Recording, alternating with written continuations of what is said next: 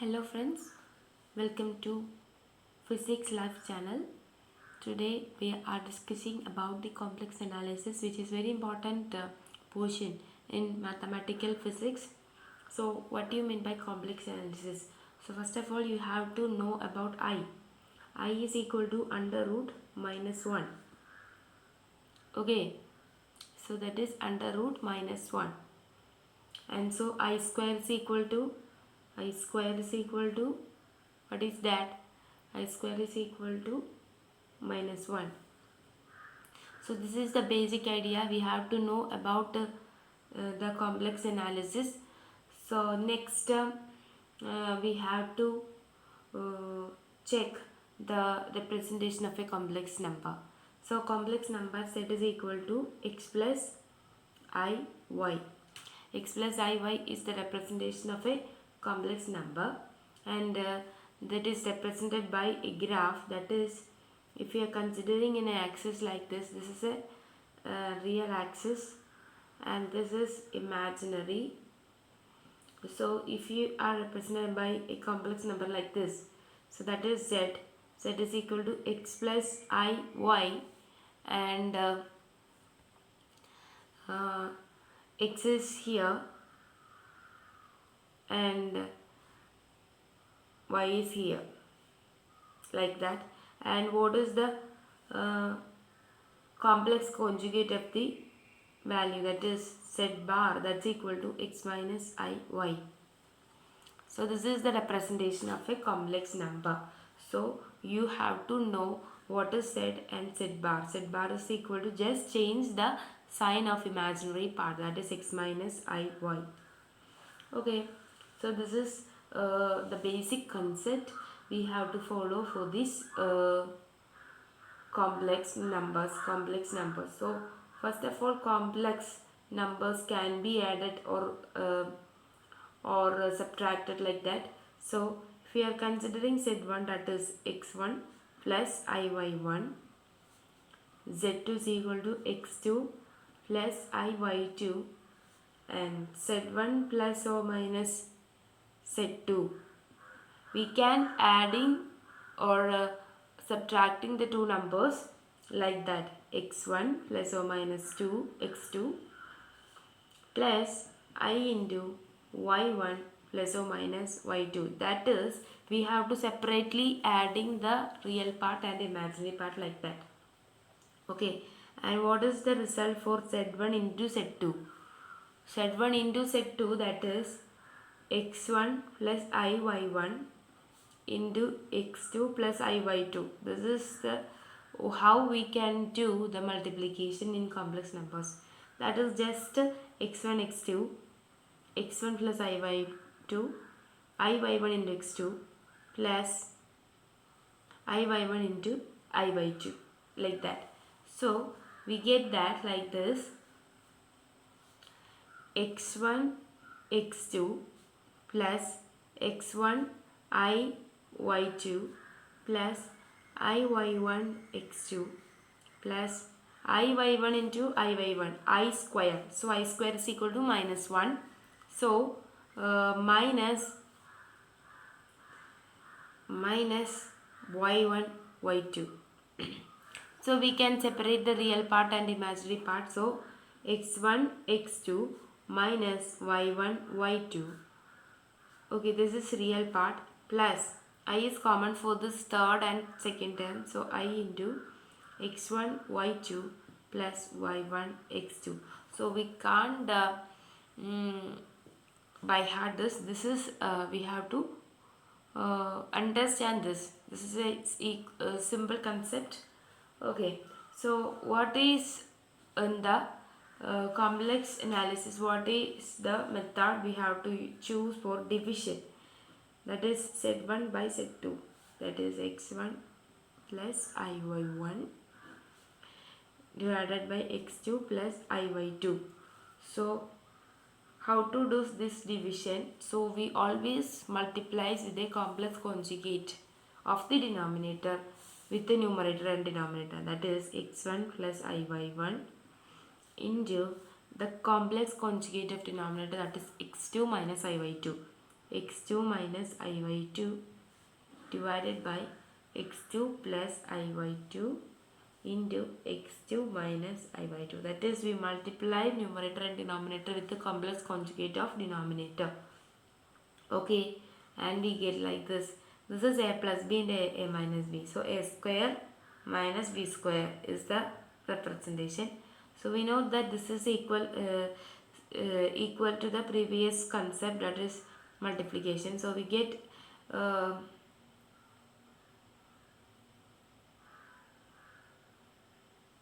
there is a sign change only, so we get like this: x1 x2 plus y1 y2 plus I into x2 y1 minus x1 y2 divided by, so this is a plus b into a minus b, that is a square minus b square. A square is x2 square minus b square is I square is minus 1, so plus y2 square. So like that we get like this. Okay, so we can separate the imaginary part and the real part from this. So this is the basic concept we have to follow for this complex analysis. So first of all, we studied about I is equal to under root minus 1, I square is minus 1, and what is the representation? Z is equal to x plus iy, and how we can adding and subtracting the two numbers of complex, and also the multiplication and division is very simple, and you have to remember that division, that is in which we multiplied the numerator and denominator with the complex conjugate of the denominator. Okay, next, what is the representation of a complex number? We already know how to represent the complex number. So here the representation of complex number in vector algebra and vectors, like vectors in Cartesian and also polar. So for in vectors, very simple idea. So for vectors, we have a vector like this. So we know that this is ax, ay. So this is ax, this is ay. There is a theta angle. So vector is represented by a bar is equal to axi cap plus ayj cap, and mod a, that's equal to under root ax square plus ay square, and tan theta, that's equal to, tan theta is equal to opposite side by adjacent side, that is opposite side is ay, you know, so ay divided by ax. Okay, so what is the representation of a complex number in Cartesian? So Cartesian, so what is Cartesian? In which we know that the representation of a complex number, that is z is equal to x plus iy. So this is point x comma y, and this is angle theta, this is x, this is y. Z is equal to x plus iy, so mod z is equal to under root x square plus y square. Okay, tan theta is equal to y by x. Okay, this is just simple idea we have to understand only. And what is polar? Polar is important. Polar, you know that r and theta are the axes. So represented by vector r is equal to under root x square plus y square, x comma y, and this is r sin theta, r sin theta, this is r cos theta.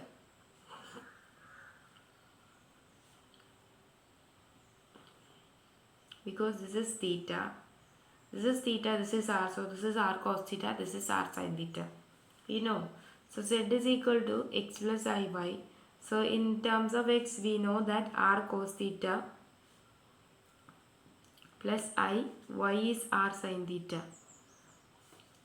Common, that is r, so cos theta plus I sin theta, that is e raised to I theta. So r e raised to I theta. So this is a representation of a complex number in a polar coordinate system. Polar coordinate system, the complex number is represented by r e raised to I theta. Okay, so this is representation of complex number in vectors, very simple, and Cartesian also the ordinary things we have to follow.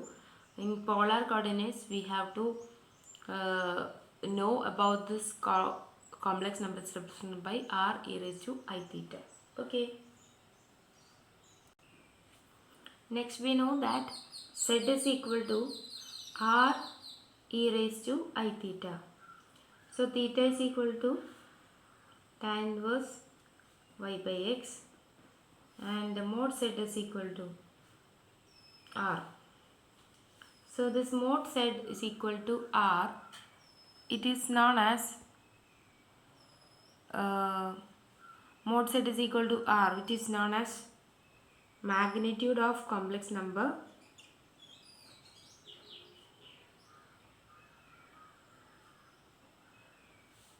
theta is equal to tan inverse y by x. It is known as argument of z. Okay, so this is argument of z and this is magnitude of complex number. It is very important to study. Okay, mod z is equal to magnitude of complex number, and the argument of z, that is theta is equal to tan inverse y by x. Okay, and if you are considering z is equal to r e raised to I theta, we know that theta is argument and mod r is r is magnitude. So let's consider z1 is equal to r1 e raised to I theta 1, z2 is equal to r2 e raised to I theta 2. So how to add or multiply or division in this representation? So how to multiply, that is z1 into z2. z1 into z2, that's equal to, what is that, r1 r2 e raised to I theta 1 plus theta 2. Okay, so this is multiplication.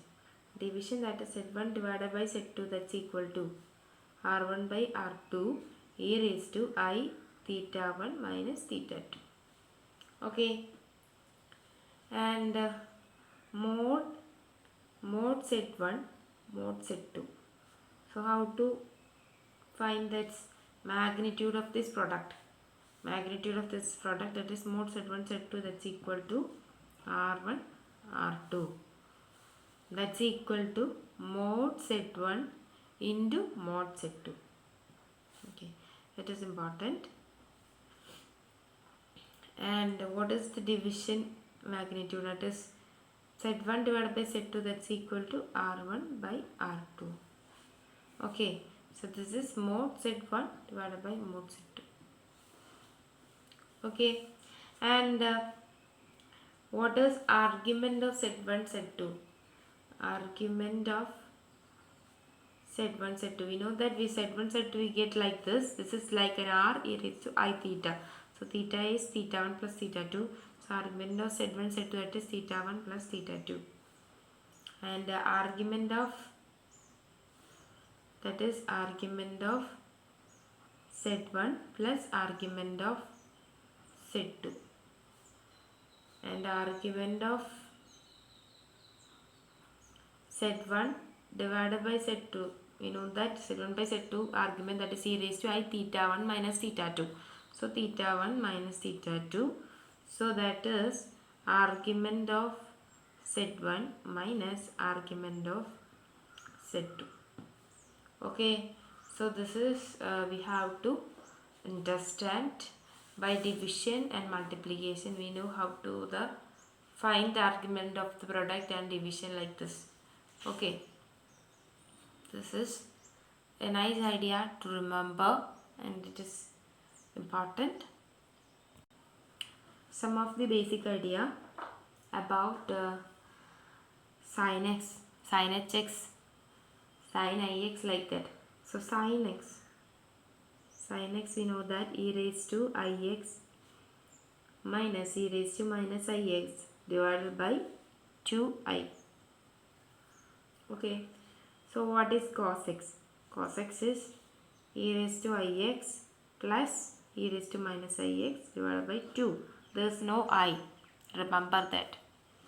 Okay, and what is sin hx? Sin hx is equal to, there is no imaginary, so e raised to x minus e raised to minus x divided by 2.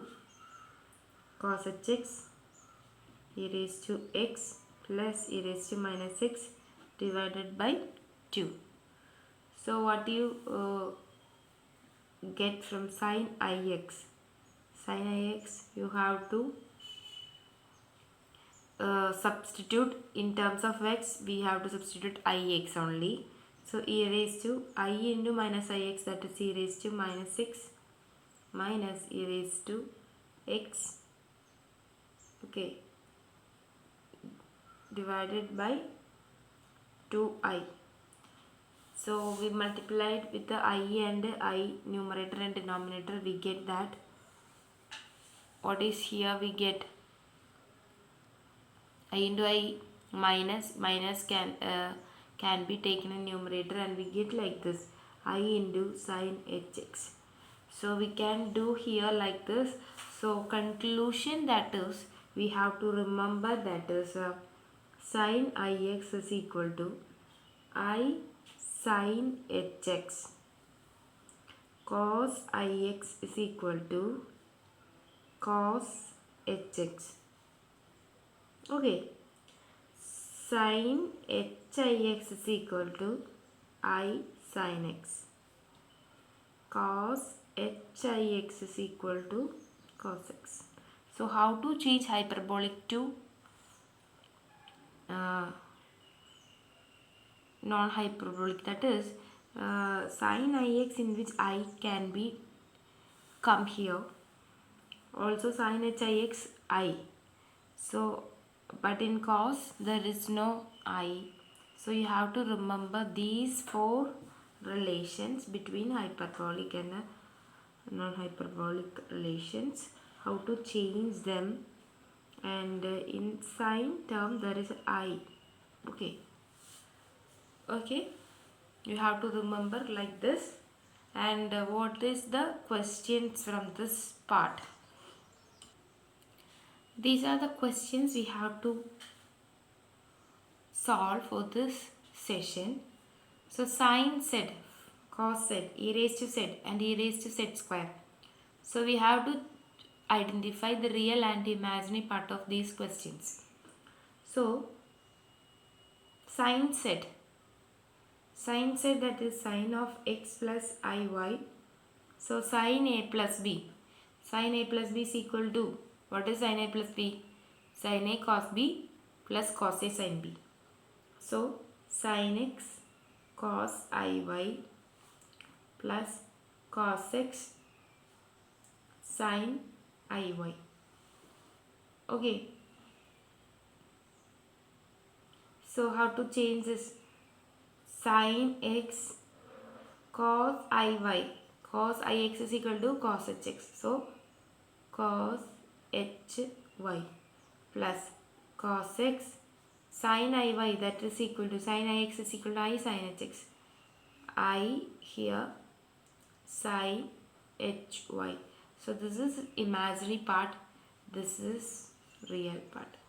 Okay, so this is the first question we have to solve. Next, that is cos z.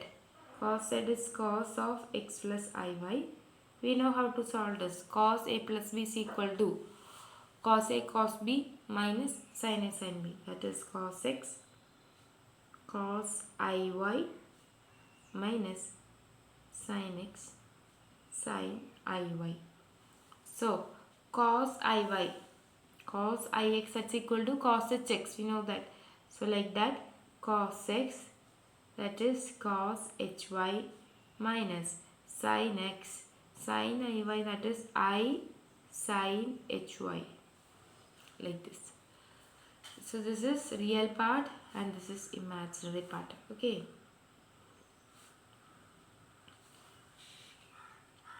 Next we have to solve e raised to z. How to change this real part and imaginary part? That is, e raised to z is e raised to x plus iy, no? So how to solve this e raised to x into e raised to iy?